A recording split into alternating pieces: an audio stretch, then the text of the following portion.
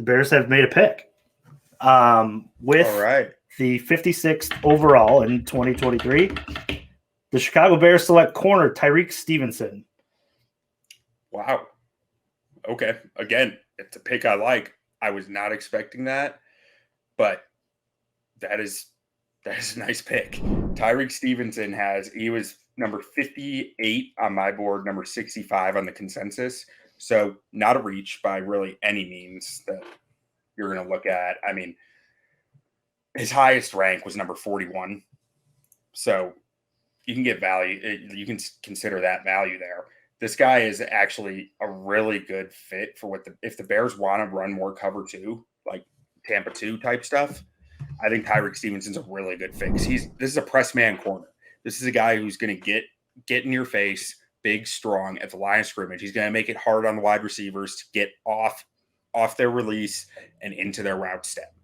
The knock on him, agility. You probably don't want him covering lateral stuff, downfield, heavy breaks, stuff like that. But in the cover 2, what are your corners doing? They're covering the flat and they're jamming the hell out of them. Or in cover 3, which, most teams who run a lot of cover 2 also run a lot of cover 3, he has a vertical third of the field, so he's not being asked to do that much laterally left to right. Everything is kind of vertical. So that's really the strengths of him. I think he's a really good fit for this defense.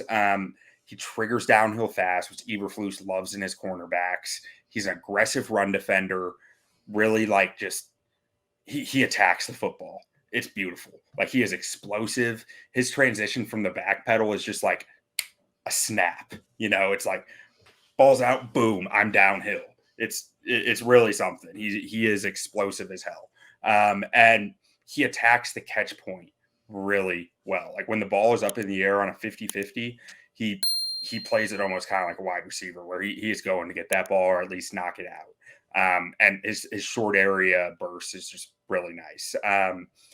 In off coverage, he is not as good. He struggles when playing the quarterback's eyes, struggles with that spatial awareness of knowing what's going on around him while he's looking at the quarterback's eyes. So that might be a bit of a challenge for him in this system if they ask him to play off, but I think they're going to ask him to play on the line of scrimmage a lot and be jamming the hell out of wide receivers. This probably signals that Kyler Gordon is your nickel going forward because Tyrique Stevenson, you're playing him outside, I believe. And the pattern matching stuff, he struggles to anticipate routes when he's running pattern matching concepts, which I'm assuming the Bears do. I didn't catch last year if they did a ton of it or not. I'm sure they did because it's kind of taking over the NFL. But that spatial awareness and spot drop as well is just it's a little tougher. He's just a lot more natural in a straight man coverage, which in cover 3, I mean, really, you're not asking a guy to spot drop. You're really asking him to play man coverage and pattern match straight down vertically. So I think he'll be okay. The pattern matching has been tough, but his natural athleticism makes up for it. And what I mean by it tough, it's the anticipation of what the route will be has been a little rougher for him, as opposed to not being physically able to. He's physically able to stick on a man very well. And then, the last negative I have here is change of direction, which I already mentioned. Has had some injury history, tore labrum, and had surgery on it in his shoulder on the ligament. Affected him in 2021 and 2022. Had a concussion last season as well. He's the oldest of 5 kids. As a senior in high school, he played cornerback, safety, wide receiver, punter, kick returner, punt returner, and long snapper on his team. And he did have an arrest in 2019 for disorderly conduct. I don't recall what exactly that was about, but I'm assuming that the Bears have vetted that. Yeah, absolutely. I'm going to tie up some loose ends here. The Bears traded 56 for 61 and 136 ended up being included in that. I would think that's pretty standard and no sweat off of that.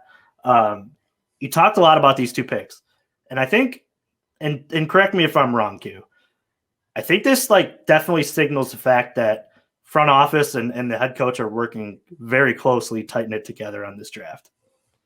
Yeah, I mean, if I'm being completely honest, I think Flu's got a lot of say in the second round because they were going offensive tackle in the first round. And I mean, not that Flu's won't want to draft offensive players, but it's what he knows. It's what he's made his name with. Defense is kind of what the guy is, so he's going to want to get his guys just inherently. I think any coach is going to be like that. I think Bill Belichick is going to favor defensive players still, even though 100%.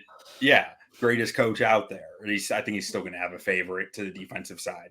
But yeah, I think they're both reasonable adults, which isn't always a given from adults, even in the NFL. I just too like I say that only because I feel like so many times as a Bear fan, we've listened and we've read things, and it's been the GM pulling the strings and telling the coach to figure it out. Am I wrong on that? I mean, sometimes I feel like the continuity, and I know that's a terrible word for us in Chicago here, being Bolts fans, continuity, having, that group together, to work together and be on the same page. I just feel like this front office has a lot more of that than the recent past. Like they seem to do a lot of things together.